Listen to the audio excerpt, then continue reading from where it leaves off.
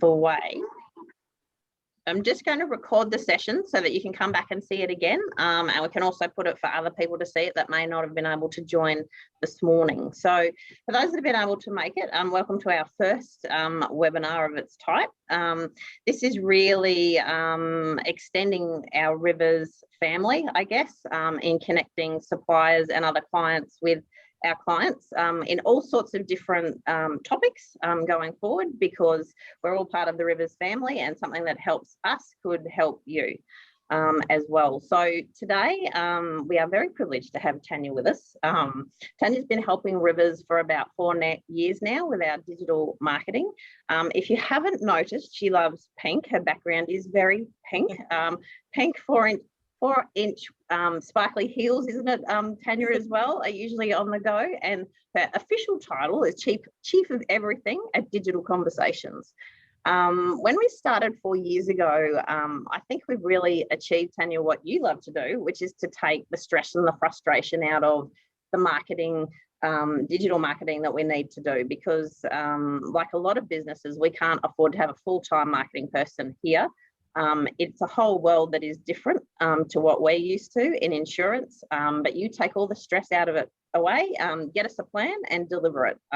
So that's been absolutely fantastic for us at Rivers, and that's where you really thrive and you love, hence the smile hopefully on your face, which you've got at the moment. So Tanya has a pack ready to go for today, so I'll hand over to Tan. If you want to, you can put a little chat in if you've got a question. We'll keep questions to the end, or just mark them down if you like, and we'll open it up to everybody at the end to ask whatever questions that they like. So if for now we could get everybody to mute just for this part of it, and then once Tan's finished, we'll open it up and go from there. So I'll hand over to you, Tan. Awesome. Let me just share my screen here.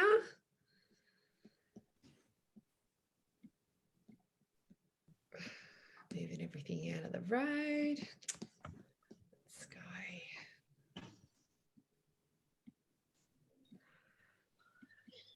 You will notice it is a very pink presentation, by the way, as Nerida said. So we're going to be talking about simple marketing today, because I think one of the things that I find in the conversations that I have with so many business owners is it can be very overwhelming, and people can get very frustrated by the complexity that it can sometimes have. And I think if we simplify it and bring it back down to basics, that makes things a whole lot easier for anyone who doesn't live and breathe in that marketing space as well. I think as a business owner, we wear so many hats.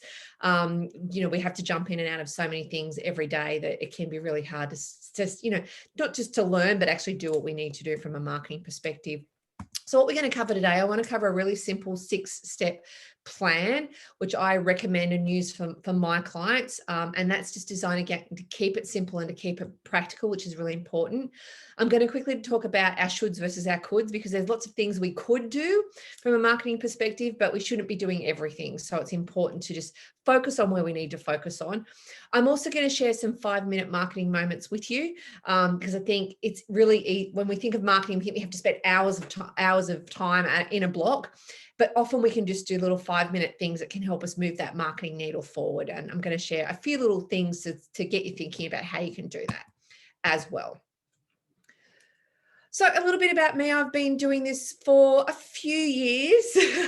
I don't like to say the word 25 because I feel really old. I had a lot less wrinkles then. But, I've spent many years refining my skills, working in lots of different areas in marketing and looking at what works for clients. And for me, it's all about doing it for them, about teaching and advising them every day. So, I think I bring a fresh perspective to the table for the clients that I work with.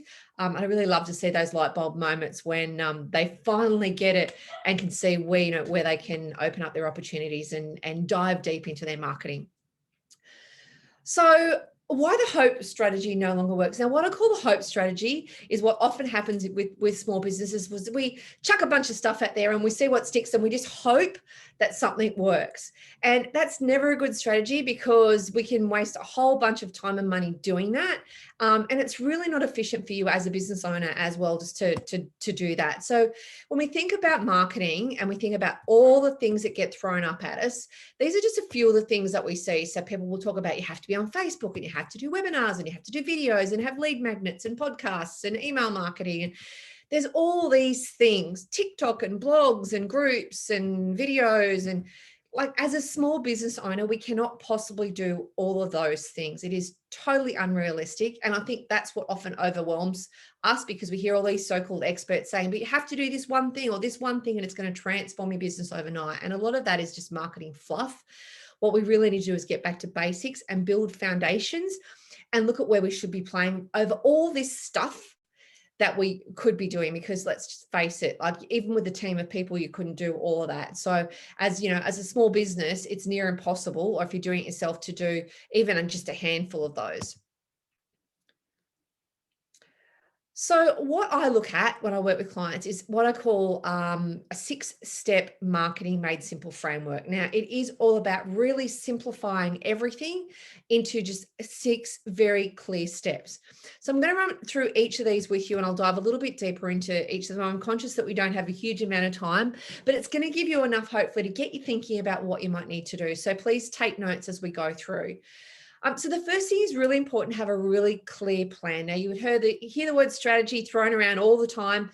Strategy sometimes sounds like this big, overwhelming thing, but really it's just a plan. And I say to people, think of it like Google Maps. When you get in the car to go somewhere and you've never been there before, you usually chuck the directions into Google and you let it guide you as to where you need to go to get to your destination. It's simple. It's a similar thing when it comes to your marketing. Having a clear plan is actually going to give you direction, so you know exactly where you want to go and how you're actually going to get there. And it doesn't need to be complicated. A plan can be something as simple as a 1 or 2 page document that just outlines who your audience is, what tactics are going to use, and the things that you're going to put in place to actually achieve what you want to achieve in the next, say, 6 to 12 months. So don't overcomplicate it. Think very simple, but having a plan really does make a difference. What I've found in particular is when you have a clear plan, when opportunities come up, you can look at it and go, okay, is that something that's in my plan that I need to look at including, or is it not relevant for now and I can park it for 6 to 12 months and maybe look at it down the track? Because what happens if it's not in our plan, we can get distracted by these bright and shiny things and go, oh, we can go off and play with that and do with that, but it's not actually the right thing for our business at this point in time. So it's really important to have something written down, as I said, just something that's 1 or 2 pages, and that allows us to eliminate those time waster opportunities that come up as well. So again, don't overcomplicate it, but have some sort of a clear plan on that that you can follow and share with your staff as well. The next thing is to identify your audience. Now, this is a common issue when I have these conversations with clients, and they'll say, oh yeah, okay, we deal with, small business owners, or we deal with, women that are 25 to 54 that are mums, or they'll have a particular segment that they say that they target. Often it's way too broad. And what we need to do is bring that down and niche so we have a much clearer understanding of who that audience is. And we need to go a little bit deeper on it. So what we want to do is try and get as many details as possible as we can. So rather than just keeping it really broad and saying, small business owners, is it small business owners in a particular industry? Are they B2B business owners in a particular space, in a particular location? Do they have particular traits that they have in common?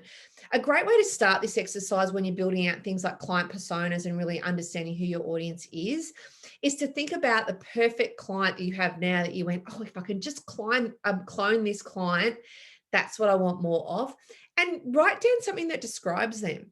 And that may be a really good starting point to really identify your audience and who you deal with. So try and go a little bit deeper than being really, really general in who you're targeting. What that's also going to help you with, it's going to help you with the types of images you're going to use in your marketing. It's going to help you with the type of messaging and the language that you use in your marketing as well. Because if your audience is very female, that messaging and that imagery is going to be very different to if your message is very male. Or alternatively, if it's a bit of both, you need to be mindful of what imagery you're putting out there so it's not one way or the other as well. So, understanding who that audience is definitely helps you. And these are the sorts of questions that we need to ask. We need to ask, well, who are they? So are they male? Are they female? How old are they? Where are they located? What sort of other demographic information do we have about them? Where are they as well? So what channels are they actually playing on? So are they on Facebook, for example? Are they preferring to read blogs? Are they going to industry events? So don't just limit it to online. Think about where they are offline as well. But where are they playing? Where can you find them day to day where they regularly show up? Okay. How do they want to communicate with you as well? Do they prefer to read something, or do they prefer to watch a short video, or would they rather listen to a podcast? You can find out a lot of that information by asking them. So you can do surveys. A lot of your regular clients that you're talking to, you can simply ask a couple of questions when you're talking to them and get to know that information a little bit better. You can look at your data and your insights as well, because you might see, for example, on your Facebook or your Instagram data that people are really engaging with your videos. So if that's the case, maybe create more video. So just look at some of the data and the insights, ask people, and do a bit of research around where you think they are playing and how they want to communicate with you. And then think about what you need to say to them. Like, what are the keywords? What are the words that resonate with them? What type of language do you want to use? Do you want to be very formal in your approach to your language? Do you want to be very, sort of blokey, matey, use a lot of colloquialisms? Like, is it very sort of sassy? Like, everyone has their own unique brand. So think about what's going to work for your particular brand. And you might have, obviously have competitors in your space, but what you're doing is probably going to be very different, even if they're servicing the same market as you as well. Execute and do the work. Now, this is a big one, and this is often where it all falls over, because we go, oh, great, we've got a plan. And then we go, oh, now I've got to do it all. And it gets very overwhelming, because we look at that list of things to do and go, where do I start? And look, I'm guilty of this as well, when I look at a to-do list and just go, I just need to remember to breathe. So the first step is to breathe, but then we want to try and break it down into what I call these marketing micro moments. So once we've got a plan, we want to highlight some of our priorities that we need to get started on first. If we can delegate things, then look at how you can delegate them. And then what's left on your list of things to do, think about how you can break those down into much smaller steps. Because often when we think about, oh my God, for example, we need to create an email and we need to create a sequence or an email funnel, which could be, a bigger task. If we break it down into small steps that are bite-sized, then it becomes a lot easier to tackle, and we can go, oh, okay, I can do 5-10 minutes at a time, rather than trying to think, well, I have to spend hours each day. So some simple things that you can do. One could be record a video. So we all have these things called smartphones now, and most of them take pretty good video. So you could record a quick video that shares a message out to your audience. You could outline a blog. So if you've got an idea for a blog, you might not have time to write the whole thing, but just write down some key points to get you started. Do a post on LinkedIn. Watch a video. There's plenty of videos on YouTube in particular that you can go and learn something new or learn a new marketing skill. You can jump on and check your social media insights, see what's working, see what's not working for you. Create a content. So one of the tools that I love to use is Canva. Canva, you can very quickly go and create some imagery and some content to use and share, and you can probably even create a few things in 5 minutes. Connect with a couple of people on LinkedIn, send them a personalized message and say, hey, I'd love to connect with you for whatever your reason is. So make sure you personalize it. And comment on some social media posts as well, because just commenting in itself gets you noticed. So perhaps if you've got particular target audiences that you want to talk to or target people, go and make a few comments on different posts, but make sure it's genuine as well. Social and content is probably the next one. I've sort of put these together because often they go hand in hand. And again, it's a very big topic to cover. But what I want to sort of just focus on is just a couple of key things. So social media is a big one. So the big mistake I see many business owners make is they're trying to do way too many social media channels. So they go, well, I have to be on Facebook and Instagram and LinkedIn and Twitter, and I've got to have a YouTube channel, and I've got to do all these things. And what ends up happening is they do all of them and they do them badly, rather than focusing on 1 or 2 channels and doing them well. So think about, again, where does your audience play? If they're not on Facebook, you might not need to spend all your time and energy on Facebook or Instagram. You might say, we're going to focus LinkedIn on our clients, and we're going to focus Facebook on our other suppliers or customers or staff or candidates, depending on what industry you're in. So you don't have to use the same channels the same way. You can use them in very different ways as well. So don't think you have to plaster the same message across every channel, because you don't. You really want to personalize it. So focus on one or two channels, not doing everything. Try not to spend the majority of your time on social media as well. I would say spend 20% and less on social. This is a trend that I'm seeing more and more, where people are just spending most of their time on social media and they're not getting a chance to do their email marketing pieces and start conversations and do other things that are probably going to actually get them better results. So think about what you're doing from a marketing perspective and look at where you're spending your most time and going, well, what's actually working for me? And double down on the stuff that's actually working for you and getting the results. So if that means doing more email marketing because that's getting better results for you or more engagement, then do more of that and do less of the things that aren't working. Also think about how you can start conversations. So we want to try and start conversations that are two-way, and that can be through commenting. So we can, again, comment on posts. We can comment on, respond back to emails that have been sent out to us. For example, like you might have got an email campaign from a company and went, oh, there's some really great content in here. Let them know that, give them some feedback. Think about how you can start conversations offline as well.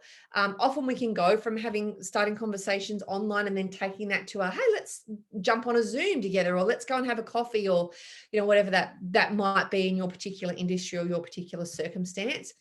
But think about ways that you can start conversations, and that could be something like sending them something in the mail. That is something that works really well these days. So there's lots of ways that we can start conversations rather than just focusing on being on social media. We need to remember that what we're doing in marketing is really about people, and it's about connecting with other people and starting conversations that build relationships.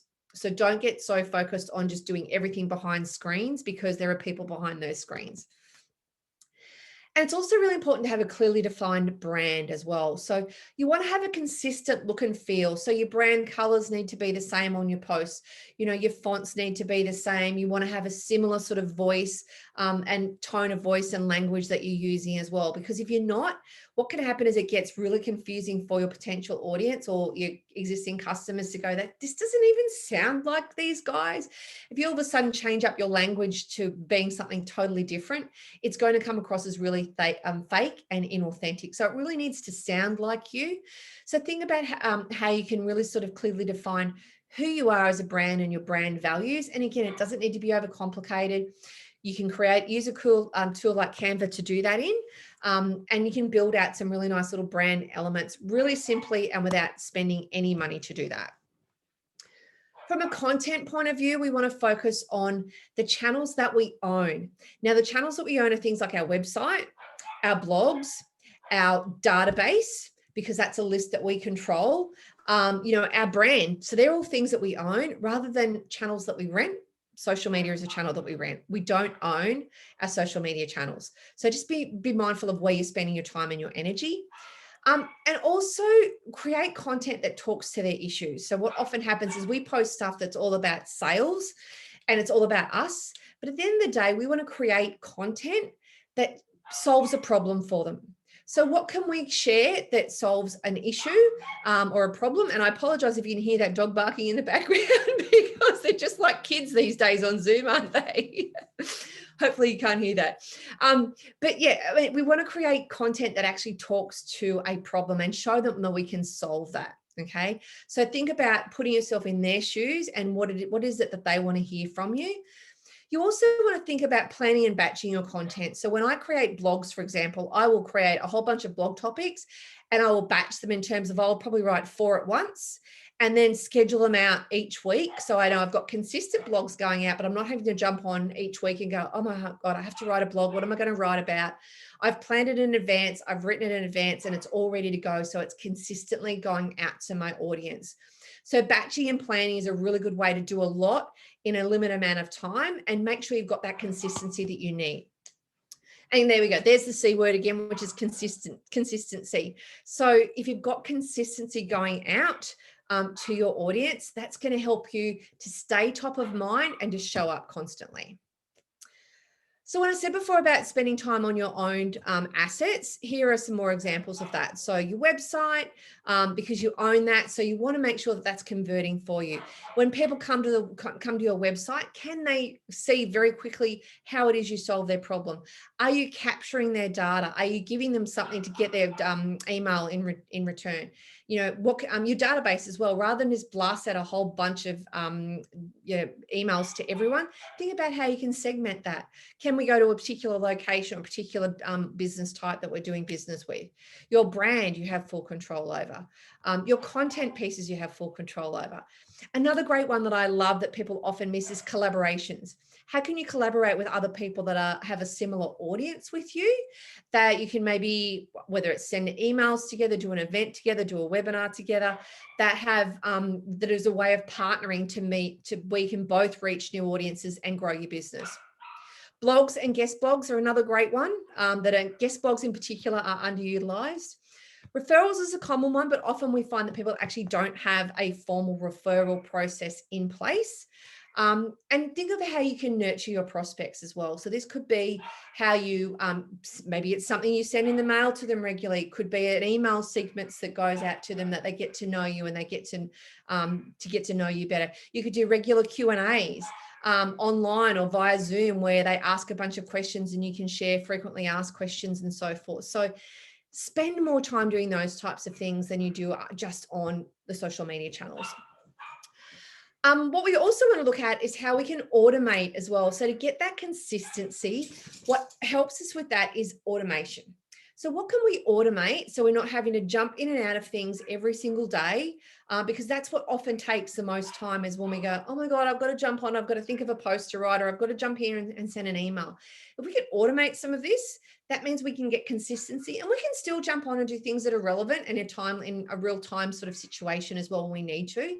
But in terms of automating, there are some tools that we can actually use to help us do that and do it simply. And again, all these tools are free. So you don't have to spend a cent. You can literally do all this without any budget at all.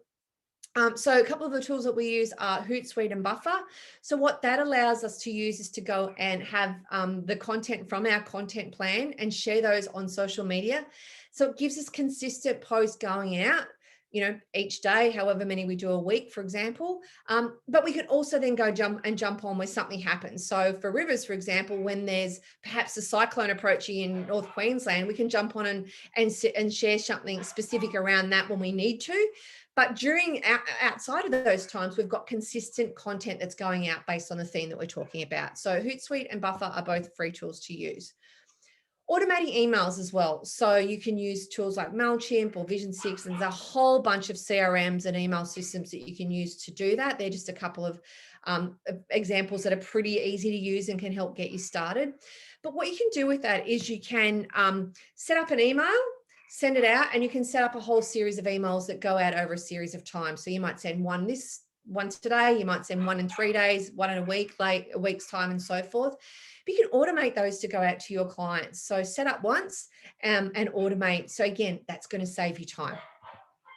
And then things like blogs. So when we put blogs up on our website, one of the things that I know I do personally is I will as I said, I batch them, I schedule them, and I'll schedule one out a week. And then I know that they're automatically going to happen, and I don't have to worry about doing it first thing Monday morning or whatever that time is that they go out. And there's also a little tool that you can link to that called Missing Letter. And then what that does is it will actually schedule a whole bunch of content that can go out over a year based on that blog. So that's good if you've got an evergreen blog where the content doesn't actually change. How are we going for time? Okay. So the last part of that process is to review and refine. So it's great to have, all this activity happening, but what's working and what's not working for us. The last thing we need to do once we've got things happening is to go back and have a look at the numbers and the data. And then from there, we can see what's working, what's not working, and what we need to change. So a simple thing to do is, if you've got a website, you can get onto Google Analytics and go and have a look at and see what that data tells you. How many visitors are we getting to our website? What pages are they going to? How long are they staying on the website for? Are there particular pages that they bounce on and off of really quickly, which means we maybe need to look at changing the content on those pages? What is that data actually telling us? Even things about our audience.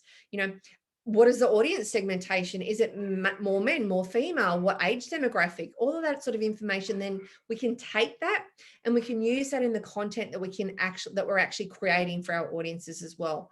We can do a similar thing on our social media insights as well. All of them have insights where you can go and you can look at your data. So whether it's LinkedIn, Facebook, Insta, whatever it might be, go and have a look at the data and it will tell you who's coming to your page, how many visitors you're getting, what time of the day they're on there, what content, so the exact posts you've done, what content resonates with them, what's got an engagement, what hasn't got an engagement, and then look at what's working and do more of that. And if it's not working, maybe change it up a little bit or stop doing it. So again, that data and then look, I know data's not fun. I don't like looking at data. Most people don't, but it's one of those things that actually helps us get better at what we do, particularly from a marketing point of view. So it's part of that process. At the end of the day, we need to remember that marketing is all about having conversations. So regardless of what screen it's on, regardless of what platform it's on, what we're trying to do is we're trying to build connections with people and start the right conversations. And it's no different offline to online. And I think often people get caught up in doing everything online these days and hiding behind screens. But we need to look at how we can look at it from a people perspective rather than just looking at what happens on a screen. So the one thing that impacts all of this is consistency. I've mentioned it before, I'll mention it again. It is so important to show up. And if you're really busy, I'm not saying you have to be on doing things every single day, but it may be that, you know, you have a blog post once a month rather than once a week, or you have an email that goes out, you know, once every few weeks, or it goes on some sort of consistent basis rather than being, you know, turning on the tap and turning it off again, where you're doing a whole bunch of activity at once and then nothing for months when you get busy. Some of the tools that I've shared with you allow you to have that consistency regardless of how busy you are day to day in your business. So that's a really important thing to think of. The other part as well is we can get caught in this procrastination cycle. And it really is easy to procrastinate when we look at a task and think, oh my God, that's too big or too overwhelming, or I don't know where to start. Having those little lists and looking at what we need to do first can help go through that process. But if you are procrastinating, just start with one thing, just do something. And once you usually do that one thing, then it's easier to move to the next step and then do the next thing. So again, break it down and just start doing something. And it's really important to start somewhere. So a bit of a recap before we go to questions is to stop doing all you could do and focus on what you should. So get a bit smarter with where you're spending your time. Be on the most relevant channels and do those channels really well. Work out where to play. And again, we can do that by our data and our conversions and the conversations that we're having with people. So we're not trying to do too many things at once. Focus on the assets that we own. So you've now got a list of those. We can control those assets. So we want to really focus and double down on those. Start all your marketing from an audience perspective. So as I said, look at how you can solve problems and pain points for people rather than talking all about you and the products that you offer, because at the end of the day, people really don't care what it is we do. They care about the problem that we solve for them and how we can help them to, you know, relieve that pain. Think about how you can have the right conversations and talk the right language as your particular audience that you're trying to reach. Be consistent in your approach, and then think about how you can move that marketing needle with just those 5-minute moments as well. It doesn't need to be these massive chunks of time. Just break it down and start with little things. So hopefully there's some good tips for you. I know I've spoken very quickly. I've covered a lot of information in half an hour. And I hope you took lots of notes. If you do want some clarification or anything, I'm happy to jump on and do a 15-minute call and clarify anything that you need clarified there. But I'm now going to go back to Nerida and see if anyone has any questions and we can answer some of those for you. Yeah, at this point, we don't have anything through the chat, but more than happy for if anyone wants to ask a question to unmute yourself and ask away and have the conversation. Doesn't look like we've got any, which is all good. We will put this webinar online as well, so you can come back and have a look at it. If you do want to reach out to Tanya, her details are in there, or reach out to me and I can pass them on if you want to have that 15-minute conversation. But otherwise, enjoy the rest of your day, and I hope you found some valuable information in what we've covered this morning. Thanks, everyone. See you. Thanks.